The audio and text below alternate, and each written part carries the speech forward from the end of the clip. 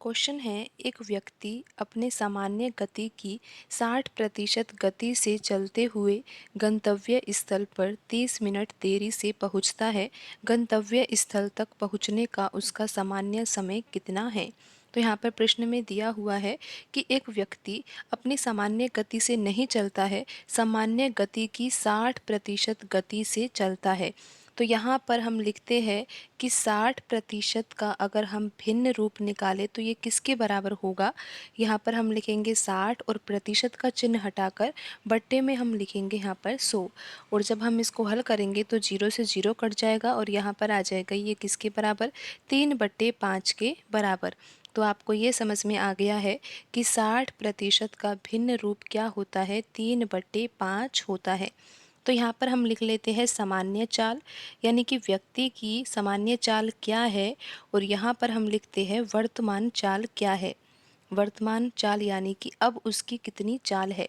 तो यहाँ पर प्रश्न में दिया है कि व्यक्ति जो है ना वो सामान्य गति से नहीं चल रहा है, सामान्य गति की 60% गति से चल रहा है।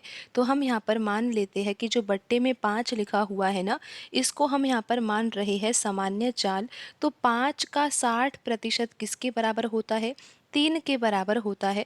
तो यहाँ पर वर्तमान चाल क्या हो जाएगी, 3 हो जाएगी। तो आपको ऐसे समझना है कि यहाँ पर अगर हम सामान्य चाल को 5 मान रहे हैं तो 5 का 60% किसके बराबर होगा, 3 के बराबर होगा। तो वर्तमान में अब उसकी चाल कितनी है, 3 यूनिट है। तो यहाँ पर ये चाल का अनुपात कितना आया है, 5:3। तो यहाँ पर प्रश्न में दिया हुआ है कि जब 60% गति से वह व्यक्ति चलता है तो गंतव्य स्थल पर, यानी कि जहाँ पर उसको पहुँचना है, वहाँ पर पहुँचने में 30 मिनट देरी से वह पहुँचता है।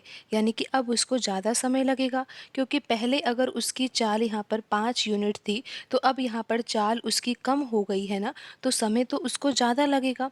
और कितना ज़्यादा समय लगेगा, प्रश्न में दिया हुआ है 30 मिनट देरी से वह उस स्थान पर पहुँचेगा।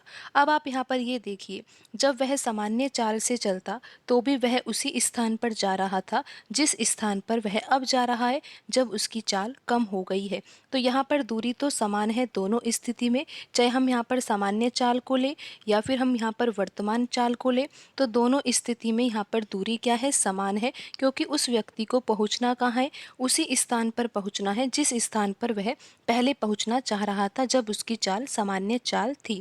तो यहाँ पर अब हम समय का अनुपात निकाल सकते हैं।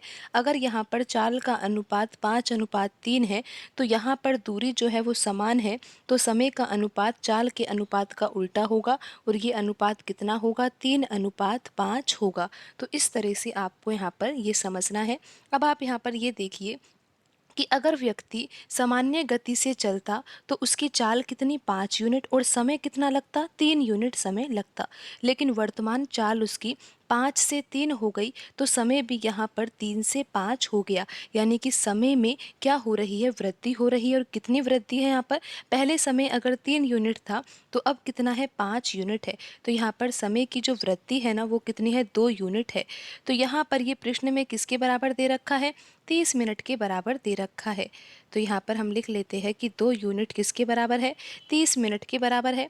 तो 1 यूनिट की वैल्यू कितनी आ जाएगी, 1 यूनिट की वैल्यू आ जाएगी 15 मिनट। और प्रश्न में पूछा गया है कि गंतव्य स्थल तक पहुँचने का उसका सामान्य समय कितना है। आपको पता है कि जब व्यक्ति सामान्य गति से चलता यानी कि 5 यूनिट से चलता तो उसको समय कितना लगता, 3 यूनिट समय लगता। तो यहाँ पर हमें सामान्य समय ज्ञात करना है, यानी कि हमें यहाँ पर 3 यूनिट की वैल्यू ज्ञात करनी है। आपको पता है कि 1 यूनिट की वैल्यू यहाँ पर कितनी है, 15 मिनट है।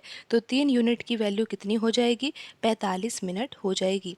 तो यहाँ पर प्रश्न में पूछा गया था कि गंतव्य स्थल तक पहुँचने का उसका सामान्य समय कितना था, 45 मिनट था। लेकिन उसको 30 मिनट की देरी हो गई जिस कारण वह कितने समय में पहुँचा, 75 मिनट में पहुँचा। अब ये 75 मिनट कैसे आएगा, आपको पता है कि वर्तमान उसकी चाल कितनी है, 3 यूनिट, और उस स्थिति में समय कितना लग रहा है, 5 यूनिट लग रहा है। जब 1 यूनिट की वैल्यू यहाँ पर 15 मिनट है, तो 5 यूनिट की वैल्यू कितनी हो जाएगी? 75 मिनट हो जाएगी।